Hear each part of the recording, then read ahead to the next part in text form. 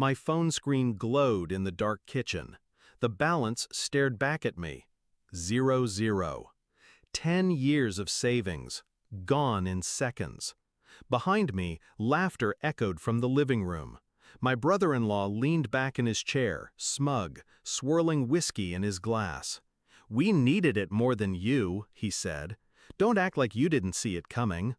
His wife, my sister, looked away, ashamed but silent. I trembled, my fingers tightening on the strap of my bag. My pulse slowed, sharp, deliberate. "Then you won't mind what's coming next," I whispered. They laughed.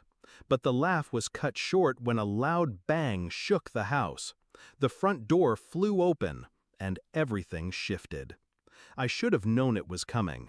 Family reunions had always been theater. My parents fawning over my sister, bragging about her mediocrity like it was brilliance. Me, the quiet one, the worker, the dependable background character. "Your sister has a new car," Mom would beam.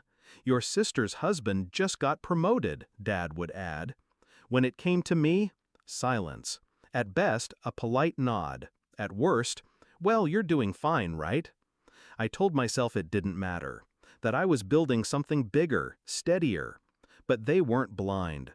They saw the steady promotions, the careful investments, the way my bank account swelled while theirs shrank. And instead of pride, it bred envy. The betrayal didn't hit me all at once. It started with small loans that were never paid back. My debit card missing for a day after a family visit. My sister brushing it off with a laugh. "You're the successful one, you won't even notice." But I noticed. And when I saw my father's signature on a joint access form I never signed, I understood. This wasn't an accident. It was coordinated. They drained me, my own family, and they expected me to swallow it. I didn't rage. I didn't beg. I planned. For months, I moved in silence. Every account rerouted, every asset transferred to trusts they couldn't touch. I set traps, legal ones, every transaction traced, every signature verified, enough evidence to bury them if I chose. And then I waited. I waited until tonight, until they thought they had won, sitting fat and satisfied in their laughter while my account sat empty. That was the night I chose to end it. The bang that shook the house wasn't my anger.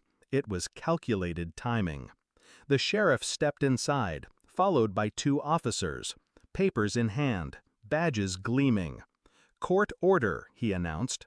"We need to speak to—" His eyes scanned the room, landing on my brother-in-law. "You." The laughter died instantly. "What the hell is this?" my father snapped, standing. I stayed seated, my hands folded neatly on the table. "Identity theft, fraud, misappropriation of funds." My brother-in-law went pale. My sister's wineglass slipped from her hand, shattering across the floor. The sheriff dropped the file onto the table with a heavy thud. My statements, their signatures, bank records lined up like dominoes. Every piece of evidence tied neatly together. By me. They turned on me, wild-eyed. You did this?" my sister hissed. "No," I said softly. "You did this. I just made sure the right people knew." The officers cuffed my brother-in-law as he sputtered excuses. My parents shouted, demanding explanations. But the sheriff's voice drowned them out. "You're looking at felony charges. Federal time." The color drained from his face. My sister lunged at me, but my father pulled her back. For the first time, the house was silent. They thought I was powerless. They thought I'd kneel. But I had spent years letting them underestimate me, smiling while they mocked, nodding while they stole. And now, while their world collapsed, I rose. By the end of that week, my brother-in-law was indicted. My sister's name dragged through every headline. My parents, once so smug, suddenly silent when neighbors asked questions they couldn't answer. The money? Already safe, untouchable. I hadn't lost a dime.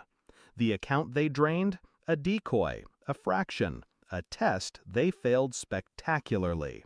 I still remember the look on their faces as the door slammed shut behind the sheriff. The disbelief, the fear, the sudden realization that the quiet one had been the sharpest blade all along.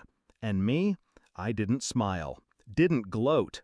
I just stood, adjusted my bag, and walked out. Because revenge isn't about shouting. It's about silence.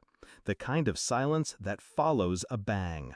The kind that leaves them wondering, long after the cuffs click shut, how you saw it all coming.